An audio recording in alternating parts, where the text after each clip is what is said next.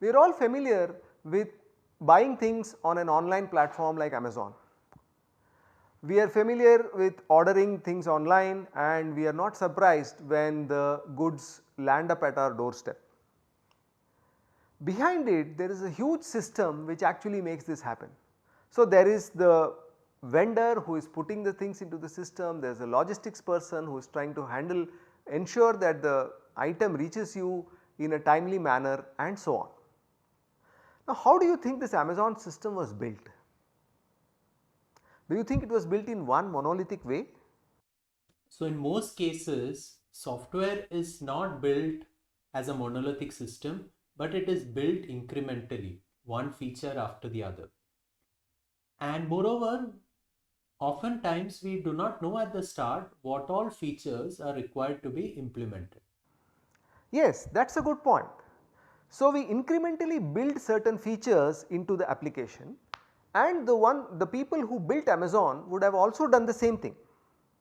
And even for building these features, software teams have to ensure that they are divided into manageable components.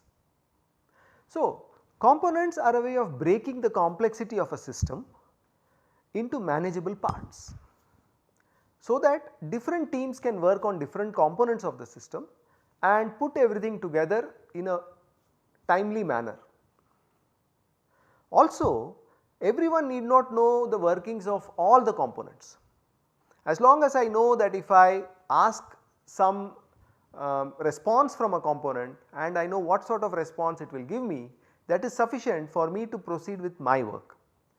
So, the components can hide the complexity of the implementation and provide an interface to others who want to know what the component does.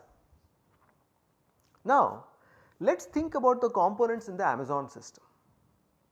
What do you think are some of the components? Can take a minute, pause here, think about what could the components in the Amazon system be if you were the one of the developers of that system.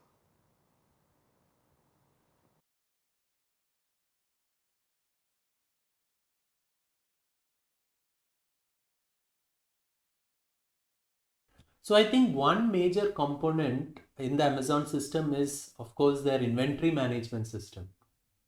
So they keep track of their inventory in such an intelligent way. So learners, you might be wondering, what do we actually mean by intelligent? So let's think about what inventory management is.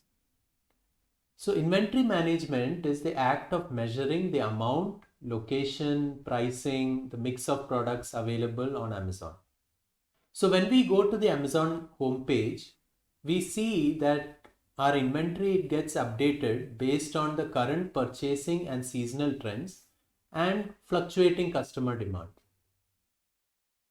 And logistics and analytics also play a large part in inventory management. So it's very interesting to see how my Amazon homepage could be very different from yours.